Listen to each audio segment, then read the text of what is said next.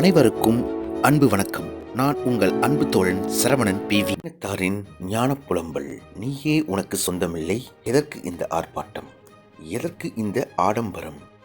பெற்றோர் வைத்த பெயரோ பிணம் என்று மாறுது, விரும்பி அணிந்த துணியும் கந்தல் என்று ஆகுதே. பாடுபட்டு சேர்த்த சொத்து வாரிசிடம் சேருது, கூடி வாழ்ந்த மனைவியும் கூடவே வா சாகு. ஓடி ஆடி உழைத்த உடம்பு உயிரை விட்டு கிடக்கிறது, உயிர் கொடுப்பேன் என்றதெல்லாம் ஊமையாக நிற்கிறது. சொந்தம் என்று சொல்வதெல்லாம் உனக்கு சொந்தமே இல்லையே. நீ வந்த உலகில் அவன் தந்த உடம்பில் சொந்தம் என்பது ஏனடா உனக்கு? மாடுண்டு கன்றுண்டு மக்கள் உண்டென்று மகிழ்ந்திருந்த மனிதா, விம்மி அழுத மனையாள் வீதியோடு நின்று விட்டாள். சுமந்து வந்த சுற்றம் சுடலையோடு திரும்பி விட்டார்.